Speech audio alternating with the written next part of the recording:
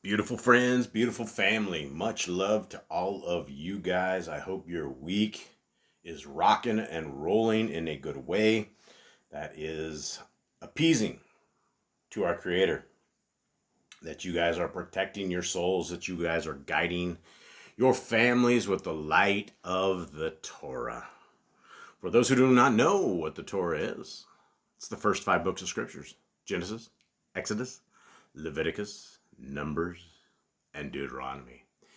And it is the wisdom of life. It is the gift of life. It is the gift that our Creator has preserved for all of us, for all generations, all times, all peoples. It has never been taken away from us. It has never been abolished. It has never disappeared.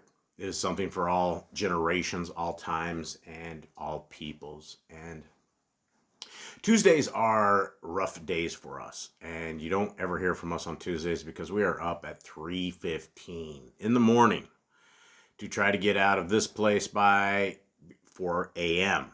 And three of us go cruising down and out of the jungles, down the road, and we have been the people that set up this little thing called a gringo market.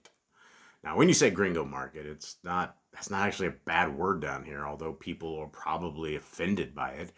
But down here, it doesn't matter what color you are. If you are a foreigner, you are a gringo. So we go to this bar that has been closed down several hours before this, and thank Yah, it's not an active bar at the time that we are there. There's nobody there, and so the owner has presented us with the keys, and so we get there and start opening up this stinky, sketchy place that obviously is a den of despair and destruction and all sorts of horrible family wrecking things. But that's not why we're there. We're there and we go to this back room and we grab these tables out, and there's about 100 tables. And we pop the tables up in the current positions they are in, and we get chairs out, and we get all this stuff. And about 6:30 in the morning, the first vendors come, and there's vendors from all over the world. There's a lot of white folks. There's a lot of folks from all these different Central America countries. And so we grab all of their stuff out of their vehicles and run it down these big flight of stairs and get it to their tables and have them drive out of the parking lot. As it's something that we don't, or the management per se doesn't allow the vendors to park in the parking lot because that's for customers. And so between 6:30 and about 8:45, it is hectic because there's all these 100 people that come with all their stuff and their wares to sell. And it's been this thing we've been doing now for, I think, 64 times maybe, which means it's been 52 weeks in a year. We take the high Shabbats off, and which is really, really nice because it is such a hectic schedule. So that is our Tuesdays. Now, we actually we do this, and it's not a lot of pay. It's very, very it's not good at all. But we do this because my wife and Eli have a cling food, frozen food company. And we are the only people in this entire country that cares about cling food and cares about the health and lifestyle of people. And so we have all this competition, and they are always serving everybody all this filthy, filthy food, the pork and all the lobster and shrimp and all this stuff that is disease ridden and makes your life much shorter than it should be. And it's something that we do so that we have a good spot at this table, because when 9 o'clock hits around, is from 9 to 12, you have hundreds of shoppers that come around, and they browse the markets, and they look and they see, and that is the main place that we're able to sell our wares.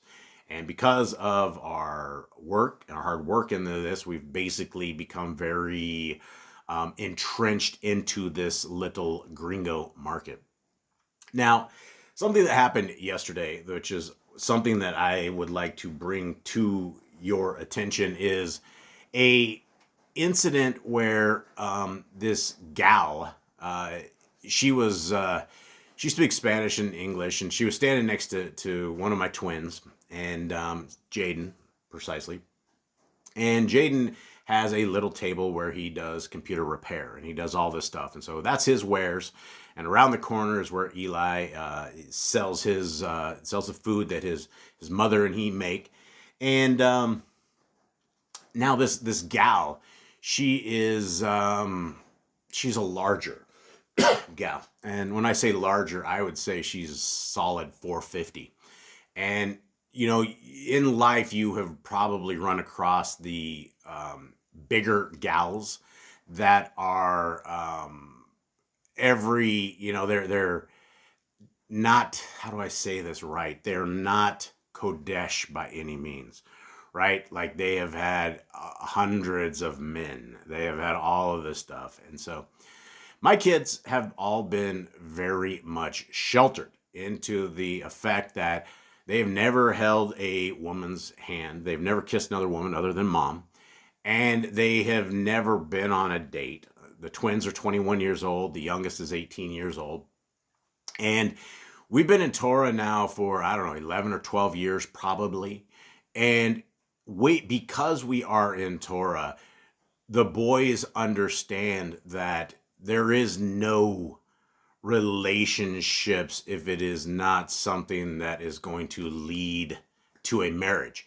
There's none of these let's go out and have a fling, or let's go sleep with a woman, or anything of the sort.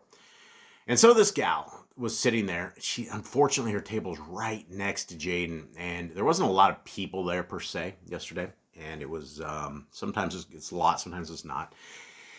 And she's sitting there and she talks. She's like, "Hey, you want to go to this thing coming up? It's called Filthy Fridays." And she pulls up this thing on Instagram, and we have always, when we see women that are skimpily clothed, I don't think skankily is the right word. Maybe it is. Everybody turns their eyes. It's one of the things I've done my entire marriage, is when I see something that is inappropriate or something that would be lusted after, I turn my head, I look away. There's the grass isn't greener on the other side of the fence because the guy with the backpack of Monsanto has just come by and sprayed that grass. So you start eating that grass and you poison yourself and you poison your family. And so he had to look away. She's like, hey, and she starts talking to him, and they've never had a conversation before. And unfortunately, like I said, they were right next to each other at this table. And she's like, "Hey, Filthy Fridays." And what he could decide from Filthy Fridays is he decided 3 times a year down here they have this, and it's essentially an orgy. It's essentially where everybody goes and it's a demonic time. And so he said that the girls on Instagram were nearly naked, and she started talking to him. She's like, "Hey, you want to go dancing, and you want to go into the city, and that there was a lot of conversation about this stuff." And he's like, no, thank you. She's like, "Well, hey, what's your Instagram?" And he's like, "I don't have Instagram." She's like, "Oh, what's your Facebook?" He's like, "I don't have Facebook." She's like, "Well, what about Twitter?" "We don't have that either." And so she continues on, and the best that she got was a business card for the computer. And he's like, "That's the only number I got." And she's like, "Well, why don't we go out and do something? Do you drink? Do you smoke marijuana?" And another guy that knows us very, very well came over, and he was explaining to her, because it was a very, very odd conversation. He's like, "Jaden has one of the most strict diets that you will ever find. He doesn't do drugs. He doesn't do any of this stuff." And she's like, "Oh." And she's like, "Well, what do you do when you get home?" And he's like, "Well, I exercise, I work out, and then I go to bed." She's like, "What time do you go to bed?" It's like about 7:30, 8. And that's about time all of us go to bed. We have a pack of dogs, and we get everyone to bed. I mean, we live like an old person's life. So she's like, "Wow." She's like, they go on down this conversation of cling food. She's a whopping girl. She's a big gal. And she's like, "Oh, I eat very healthily." And she's like, why don't we go up on the side of the mountain? We'll take a walk." And we're like, there's zero way that she would ever be able to like even come close to the kind of exercise routines that we do. And she was, telling us how healthy she eats. And then she goes into, she's like, what religion are you? And he's like, we don't have a religion. She's like, well, do you guys eat pork? And he's like, no, we don't eat any of that. She's like, well, Paul said if you bless the food, you can eat what you want. He goes, where's that at in scriptures? She's like, somewhere. And then she goes off onto Peter's dream. So it doesn't matter what language you are at, what Spanish, whatever. Everybody's heard this Christian rhetoric. Everybody's heard these doctrines of demons. And everybody's eating unclean food because somebody somewhere says, oh yeah, all food has been made clean. So she's like, it was like he stuck there for several hours with this ginormous gal that was hitting on him and being extremely explicit. And she's like, well, down here, and I'm telling you guys a lot of information. I'm sorry I have to do this, but there is a point to this.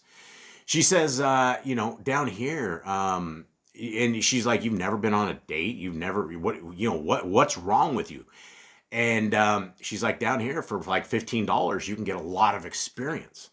And he kept messaging me this stuff because once the market begins, then my job is essentially done. And all I can do is I can sit back and observe, and I can watch my kids, and I can, there's a lot of women that we call the cougars that have always been after my boys. And it's one of these things. By the time she got done, she goes, I have never met anybody like you ever. And he's like, yeah, probably not. And, old proud Papa is sitting out there, and, it's like one of these things. And we were discussing it when we got home, and I told the boys and my wife, I said, scriptures very clearly says most people don't make the kingdom. And based upon that conversation of, one of her things that she said was, well, how are you ever going to get married if you're not out playing the field? And he's like, when the right time comes, our Creator will deliver that girl to me. We'll just know it's the right thing. And I was a very, very proud papa. I was very dismayed at the conversation, and there wasn't much that he could do about that conversation, but he stood his ground. And he was, we come home, the wife and I discuss things like, why doesn't somebody voluntarily take out the trash, right, here at the house? And, we complain about possibly things that don't really make a tremendous amount of difference. Because at the end of the day, like Jaden said, there was no temptation. There was no, it just wasn't happening. And, from the other side of the room, I could see this large gal hitting on him. And I knew from his text, from his phone, that this chick was, filthy. She was a filthy Gentile. And, I've run into people like this before. I've run into the women like this, and it is a very unholy world that we live in too. And all I can say is that when you rise into the life of Torah, when you start understanding the ways of our Creator, you realize that this whole playing the field or endless dates, endless sex, endless immorality, it's a doctrine of demons. It's something that you are giving away a piece of yourself that you can never get back. And it doesn't matter if it's a dude, it doesn't matter if it's a chick. Everybody wants the same thing, right? They want a little bit of pleasure at the expense of your soul, at the expense of an STD, at the expense of sickness that is absolutely plaguing this society. And it doesn't get any better. It only seems to get worse. And, as we are reading through this book of Ezra, and like I was mentioning to those who follow this reading that we do, I was on I made it 3 days. I was like 3 hours away from making it 4 days on my fast. And yesterday I ate. I ate very lightly. I had a little bag of nuts, and we had some some diabetic stuff for chicken that we have that my wife puts it in almond flour and it's really super good. But I'm back on it today, right? I get up the next day and I'm enjoying this displeasure, this grumbly tummy, this way forward, and that's what our homeboy Ezra is doing. And as we get into this reading today, you know, there's a tremendous amount of evil in this world, and it's not just these terrible people that are chasing our children or trying to violate our children. It is a world of lawlessness. And when you look at the lawlessness of the world and you then look at the Torah and the righteous understanding of the Torah, it begins to fill your heart with the needs of your heart. And the needs of your heart are the wishes of our Creator. It doesn't get to be a better life than the Torah life. And had my kids not been in Torah, had we not known that we don't have relationships outside of marriage, it's just not something that it doesn't happen, because we know that when we do things like that, we are breaking the commandments of our Creator. You know, essentially, according to Torah, if you have a relationship with somebody, that should be your spouse, right? These one night stands and all these things, it's just incredibly evil. And so I went through a lot of that, I guess, to tell you guys that keep your kids in Torah. Keep your kids in the way of Kodesha. Keep your family close. If you are just getting into the Torah, I hope that this is an encouragement for all of you guys, that as you are in Torah, what you will know and what you will gain from Torah is strength. You will see that your lives and your kids' lives and the family that you have when you're keeping Torah, it just changes, right? And there's a lot of us that have come from cheating spouses. There's a lot of us that have had our hearts broken. There's a tremendous amount. But when you give it all up to our Creator, when you are in His way forward, then everything changes, right? We learn so much. And so, guys, let's get into this. What you're looking at right now is you're looking at a limited edition Yah Scriptures. It is 3,153 pages of amazing reading. It has all the extra books. Everybody who has gotten this Scriptures has jumped for joy. I've never had a single complaint in many hundreds of Scriptures that have gone out. As we get to the end of this batch, again, it is limited edition. It is large print, 14.5 font. You will never find another Scriptures as large as this, that you can see all of this, and you have also all the restored books that have been they've tried to hide from us, right? This has been an incredible adventure getting this book out. The paperbacks are probably being printed as we speak. Guys, get these while you can.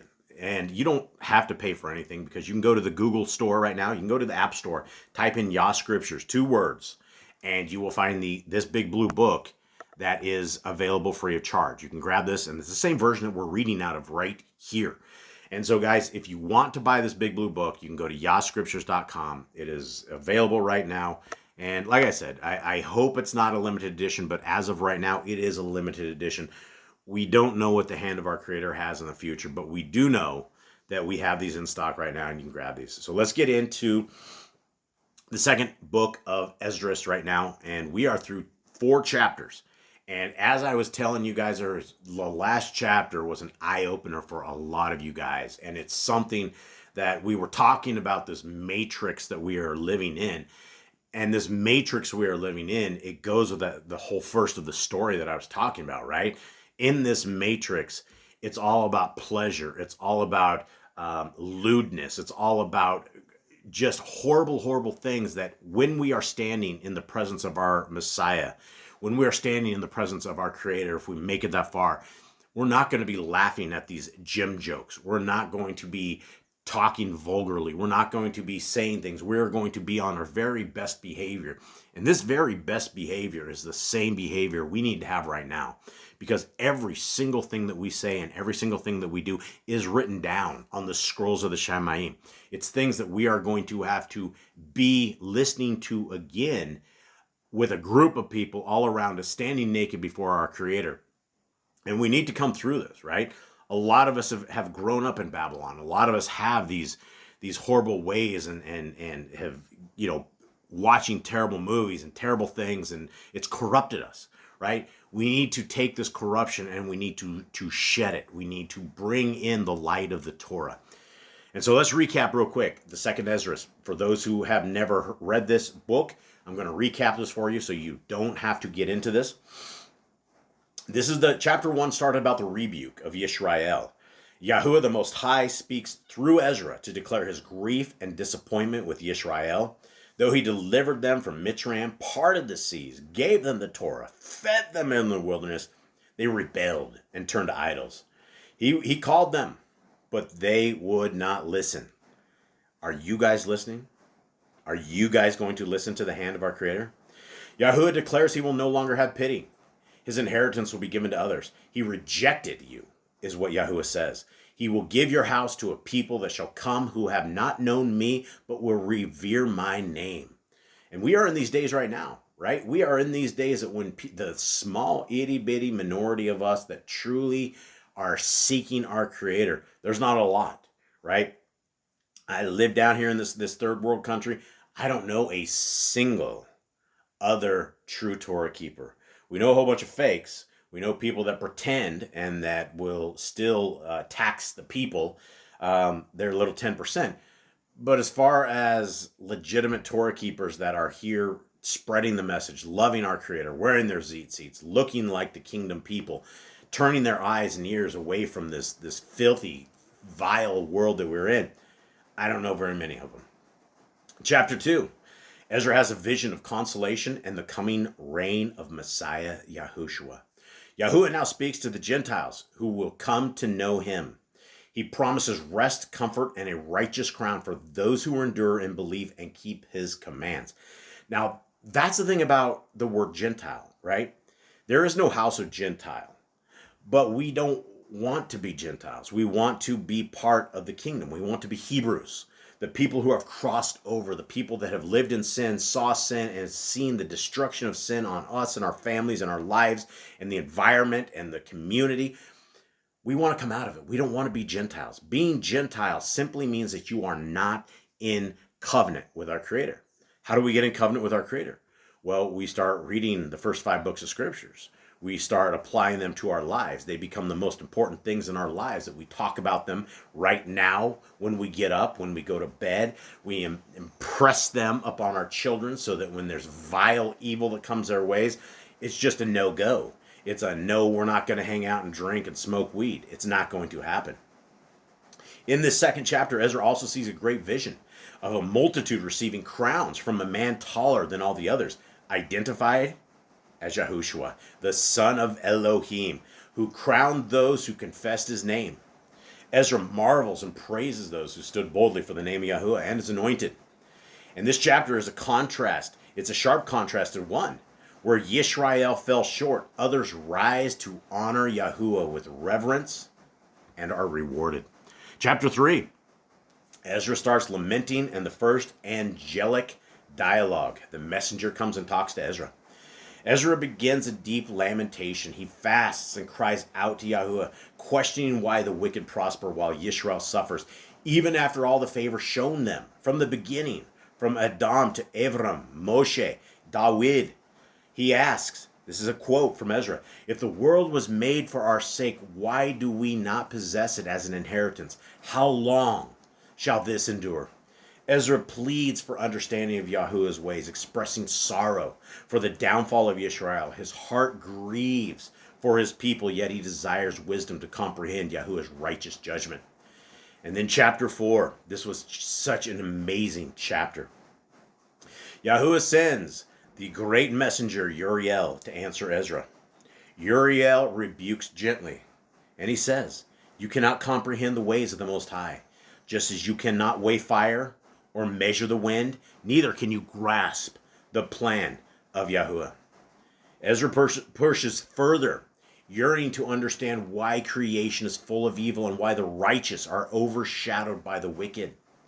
Uriel explains that man's understanding is limited, and the mystery of time, judgment, and the fate of the world is beyond mortal grasp.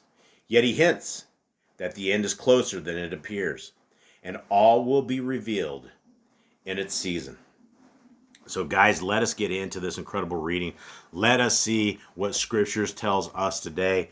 And we are reading, this is the free Yah Scriptures app. You can go again, anybody with a Google app, Google TV, Google tablet, phone, whatever you have, this works on it. Yah Scriptures, you can download it. It's had over 100 downloads so far, I think. Probably more than that at this point. That was a few days ago. And people are jumping into this app. They love it. Inside of this app, guys, you're going to find like all the Torah commands listed out for you. It is a beautiful book. And this is the Big Blue Book portable version. Has all of this. It has all of the 66, plus it has all of the rest to make a whopping 103 books of truth. Now here we are, 2nd Ezra, chapter 5. Now this is, again, a conversation between the messenger Uriel and Ezra as they are sitting and talking and discussing this. And Ezra, the great prophet, is he's a hungry guy. He's going to get real hungry here real soon. 5:1. But regarding the signs, see, the days shall come that those who dwell upon the earth shall be taken in a great number, and the way of truth shall be hidden, and the land shall be barren of belief. But wickedness shall be increased above that which you see now, or that you have heard long ago. And guys, this is, we're living in this world right now, right? It is filthy. The most beautiful women that you can ever find have their clothes on. All of this, this lewdness, all of this having no mystery of what is underneath the clothes of a woman have been exposed to us because people are hanging out all over, right? Guys dress like total whores. Women are dressing like whores. I know these are hard things to hear, but this is the reality of the world that we are in. We need to keep our family clothed. We need to keep our kids' minds clean. We need to keep our minds clean. There's endless nudity. If you watch this Tell Live Vision program, which I always tell people to shut the TVs off, don't watch this vile stuff, turn the horrible, evil music off, right? There's just not a lot of stuff of Kodesha that is out there. And you're not going to find it in the satanic Disney Channel. You're not going to find it anywhere. It's a mess.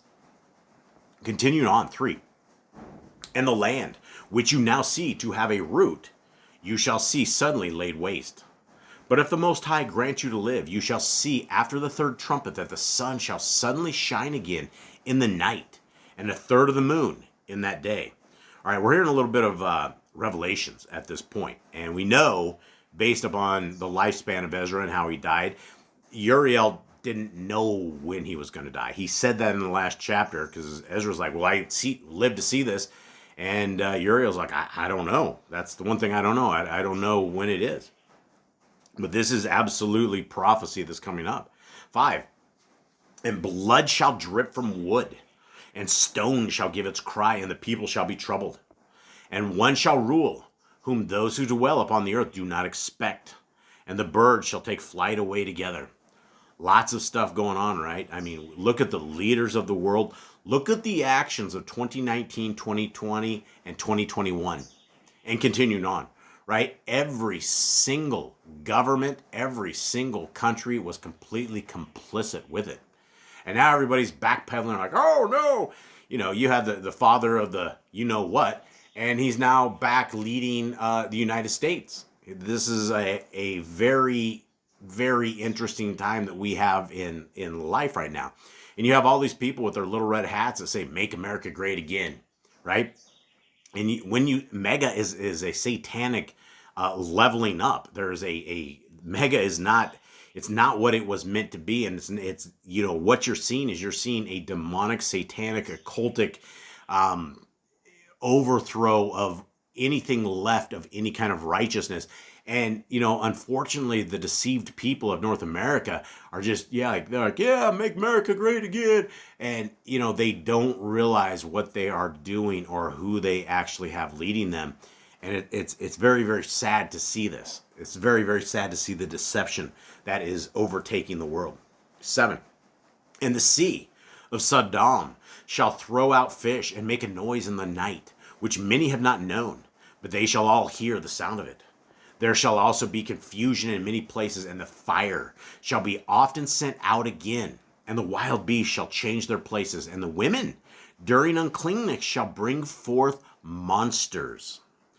I can't go into this because I actually got a YouTube strike years ago because I brought this up. And so I'm not going to bring this up, but I think that for those with ears to hear and eyes to see, this is a very interesting chapter, right? Women during uncleanness shall bring forth monsters. I will leave it at that. And salt water shall be found with the sweet, and all friends shall destroy one another. Then knowledge shall hide itself, and understanding withdraw itself into a secret room, and shall be sought by many, and yet not be found. Then unrighteousness and lack of self-control shall be multiplied on the earth. Right? This is, it's interesting that the stories that I come up with, which are very much unscripted, the talks that we all have, none of this is planned. What do we just talk about, right? The self-control and the unrighteousness and the destruction and, them trying to take my cubs into darkness, into the same world that they have, and a world where they don't understand what marriage is. They don't understand the bond of a man and a woman. They don't understand what keeping yourself pure is all about. We live in this world, right? Knowledge shall hide itself. Who knows the Torah, right? Nobody knows the Torah. Billions and billions of people in all these different religions, and they have said this is some old fable. It's the old history books. It's good for kids up to 10, and then after that, it's just for history. Nobody cares what the ways of our Creator are. 11. One land shall also ask another, and say, has righteousness that makes a man righteous passed through you? And it shall say, no. At the same time, men shall have expectancy, but do not obtain. They shall labor, but their ways shall not prosper. To show you such signs I have permission. And if you pray again, and weep as now, and fast 7 days, you shall hear yet greater matters. Wow, Ezra's just getting down. He's getting down with this. 14. Then I awoke, and an extreme fear went through my entire body, and my mind was so troubled that I fainted. So the messenger that had come to talk with me held me, comforted me, and stood me up on my feet. Guys, we're in this world right now. The knowledge has been hidden from everybody, right? You have a demonic group of people, the Catholics, that have overtaken the world. And the Catholics are just Luciferians. Their God is Lucifer. And all these Catholics out there are like, that's not true. We love God. Well, if you love God, you need to serve him. If you love Yahuwah, you need to serve him as he wants us to serve him. And it's not in these temples of men. It's not with your black mass. It's not with mass. It's not with sitting and having some guy that cannot forgive you of your sins sitting there he telling you how to do penance, right? It's just devils and demons and doctrines of demons, and it has overtaken all the world. And it's scary. This is the same stuff that Ezra saw, and he passed out cold. He passed out cold. Continuing on, 16. And on the second night it came to be that Shel-Aliatir, the leader of the people, came to me, saying, where have you been, and why is your countenance so heavy? Do you not know that Yisrael has entrusted to you in the land of their captivity? Rise therefore and eat bread, and do not forsake us, as the shepherd that leaves his flock in the hands of cruel wolves. So you have a leader of the people that was looking for Ezra. They're like, where did Ezra go? Everybody's lost, right? And Ezra is the guy that was sitting there getting them to keep themselves pure, to get rid of the Gentiles in their midst, to rise up and to do what our Creator has said. And he's freaking out. He's like, where are you at? What are you? Help us.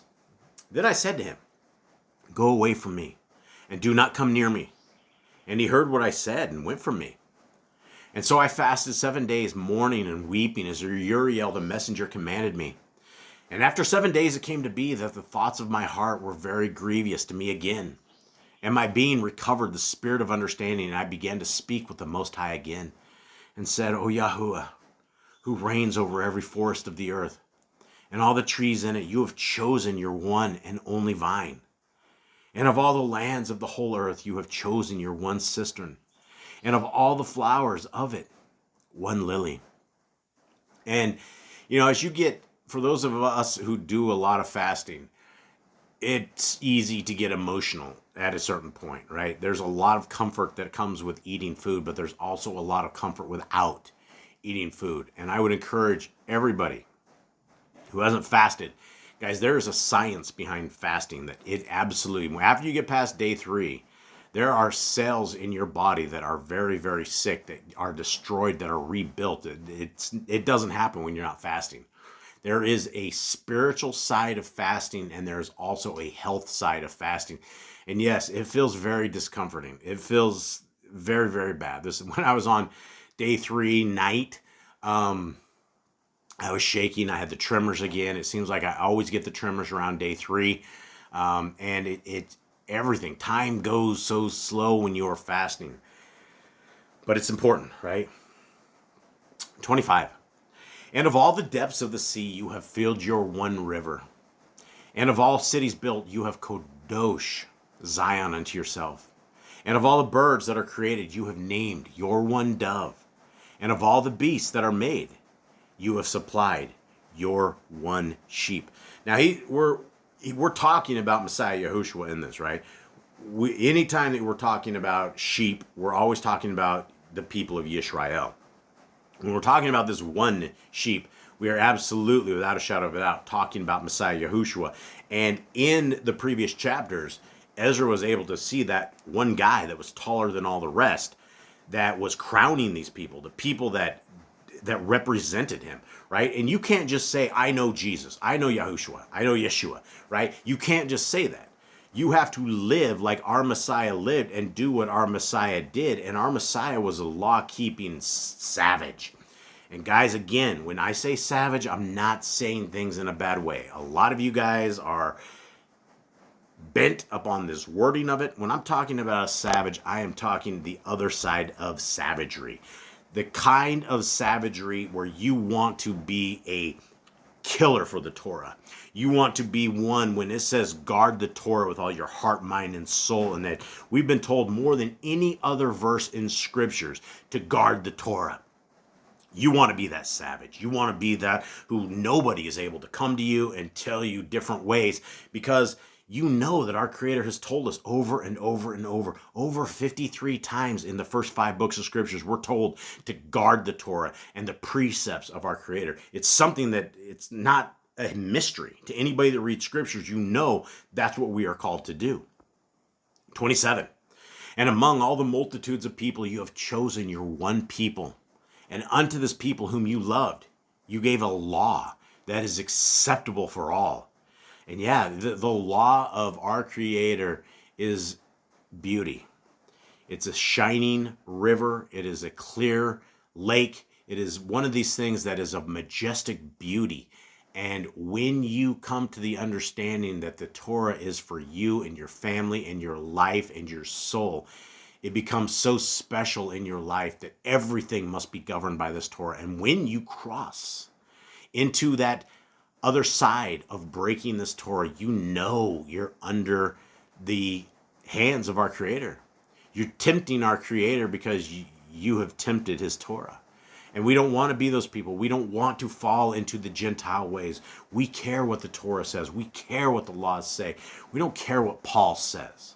We don't care that people think all food has been made clean. We care about a way that our Creator has said we must care about it. And this is very, very important. 28. And now, Yahuwah, why have you given this one people over to many? And upon one root you have prepared others. And why have you scattered your one and only people among many? And those who denied your promises and did not believe your covenants have trodden them down. If you hated your people so much, should you punish them with your own hands? Ezra's still trying to fight for his people. This is one of the greatest attorneys of all time that we've ever had, other than Messiah Yahushua. Messiah Yahushua is one attorney you do not want to mess with. When it comes to Torah and comes to the ways of our Creator, we don't understand the ways that our Messiah understands, which is why he was so hated among all of these religious zealots that thought they had the way figured out. It's why we, as Yah's people, are hated amongst all these different Gentiles and all these fake religions and all these, not fake religions, they're religions, right? They are doing exactly what their daddy says to do, which is Hasatan. All of these religions, and they're demonic and they're satanic and they're traditions of men, and they need to be cast aside, and we never need to go back into them. We understand what happens to those in these religions. 31. Now when I had spoken these words, the messenger that came to me the night before was sent to me and said to me, hear me, and I shall instruct you. Listen to the word that I speak, and I shall tell you more. And I said, speak on, master. Then he said to me, you are greatly troubled in heart for the sake of Israel. Do you love that people more than he who made them? Woo! Oh, that's hardcore, right? How could he love them more than the actual individual and entity that designed all of us? They gave everybody a beautiful smile, a set of teeth that are arranged so amazingly that we can bite and chew. We have big old molars in the back. We can crush up nuts and things of that nature. We have these tearing things. We have these dog eye teeth that we can rip our meat. We're perfect. We are perfectly designed by a perfect creator who loves us so much that there's nobody that would be able to love us more. There's nobody that would be able to love us more than our designer, our Father.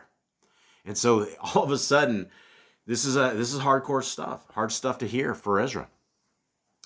34. And I said, no, master, but of very grief I have spoken, for my kidneys pain me in every hour, while I labor to understand the way of the Most High and to seek out part of his right ruling. And he said to me, you cannot. And I said, why, master? For what was I born then? Or why was my mother's womb not my grave, that I might not have seen the trouble of Yaakov and the weariness toil of the race of Yisrael? And he said to me, number for me that which has not yet come. Gather together for me the dross that is scattered abroad. Make the flowers that are withered green again. Open for me the places that are closed, and bring forth for me the winds that in them are shut up. Show me the image of a voice, and then I shall declare to you that which you labor to know. Wow. How do you see an image of a voice, right? How does anybody able to do any of this stuff, right? The ways of our Creator are so unknown, but yet we live in this sick world that has popes and has preachers that sit and lie to us and take our money for 10%, worshiping on the wrong days, telling us these sweet things that tickle our ears, that lead us astray. We go up for this altar call. We hear the organ music and the piano music, and we feel this thing we think is holiness. But you know what? Hasatan, the devil himself, was the master musician, and he knows how to move people. He knows how to move and groove them in such a way that he is brainwashing every single person into thinking that salvation is merely a choice, that all we have is no set of works, that we don't have our works that are showing our abilities of using the Torah in such a way, and they'll clearly tell you, oh, your works won't save you. It clearly saved Abram. It clearly saved Isaac. It clearly saved Jacob. And it clearly saved everybody prior to our Messiah that was out there, because that's the only way that they were showing their faithfulness to our Creator, was by doing his will. So if it saved all of them, why don't we do and live their example and try to make ourselves the very best people that we can make ourselves by doing the same thing? If it's able to save our forefathers and foremothers from the wrath of the hand of the Most High, then why shouldn't we include that with our Messiah to make it a full lane highway? Because you can't just make it with Messiah Yahushua. Messiah Yahushua says without the laws, you're told to depart. Go away, go to hell. That's what he clearly says. Matthew 7 says that. So, continuing on, 38. And I said, O Yahuwah who reigns, who may know these, but he whose dwelling is not with men. As for me, I am unwise. How may I then speak of these matters of which you ask me? Then he said to me, as you are unable to do any of these that I have spoken of, even so you cannot find out my judgment, or the love in the end that I have promised to my people. And I said, O Yahuwah, you are still near to those who are reserved till the end. But what shall they do who have been before me? or we who are here now, or those who shall come after us? And he said to me, I shall liken my judgment to a circle, and there is no slackness for the last. Even so, there is no swiftness for the first. This is big stuff, right? This is trying to understand what our Creator is saying, right? What do we know about a circle? Well, we know about a circle, there's no end and there's no start. It just goes round and round and round. And our Creator says there's no swiftness for the first, right? When you are as patient as our Creator is, and we know that a day is 1,000 years for him, this is nothing in the terms of time that he has been around. This is it. There's nothing here. What he's given to us seems like eternity. Seems like forever. Seems like these days are years and years are decades. Just seems like we're here for a very long time. Imagine the days of Adam when he lived to be 1,000 years old, and all the patriarchs of back in the day. That was a long time, but yet for our Creator, it's only a day. So, 43. So I answered and said, could you not make those who have been made and are now, and who are to come at once, that you might show your judgment sooner? Then he answered me and said, the creature cannot hasten more than the maker. Neither could the world hold at once those who shall be created within. And I said, as you have said to your servant, that you, who gives life to all, have given life at once to the creatures that you have created. And the creation bore it. Even so, it might also bear those who are now present at once. So essentially, Ezra's like, why can't we just all be born right now and all this land and everything? Why can't we just do this now? Why can't we get through all of this right now? And this is our human thought, right? These are our thoughts that we have. And we don't understand the heart, mind, and soul of our Creator, and we never will. 46. And he said to me, ask the womb of a woman and say to her, if you bring forth children, why not do them all together, but one after another? Ask her, therefore, to bring forth 10 children at once. And I said, she cannot, but must do it over a span of time. Then he said to me, even so have I given the womb of the earth to those who are sown in it in their times. For as a young child cannot bring forth those that belong to the aged, even so have I subjected the world which I created. And I said, and I asked and said, seeing you have now given me an occasion, I shall proceed to speak before you. For our mother, of whom you have told me that she is young, now draws near to age. He answered me and asked, ask a woman that bears children, and she shall tell you. Say to her, why are those whom you have now brought forth like those who were before, but smaller in size? And she shall answer you, those who are born in the strength of youth are of one form, and those who are born in the time of age, when the womb fails, are otherwise. Consider yourself also, therefore, how you are less of stature than those who were before you. And so are those who come after you lesser than you? As the creation which now begins to age and has passed over the strength of youth?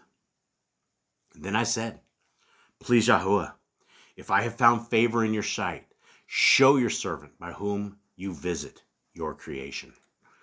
So the last thing is Ezra wants to see Yahuwah, right? He wants to be seen by his Creator, and that's going to be an incredible moment for all of us if we are deemed worthy enough to actually see our Creator and to see our Father, our real Father. A parent that has never let us down, a parent that has never done bad things like all of us parents do. A parent that is just and righteous and loves us with everything that he has. That's the final request that Ezra has. And guys, as we get through this book, it's only going to get better. The things that we hear are only going to become more vivid. The understanding of life and of death are going to become very, very clear. And I thank our Creator that he has given us the opportunity to read books like this, that he's preserved them throughout all of this. A lot of people know this book is Fourth Ezra.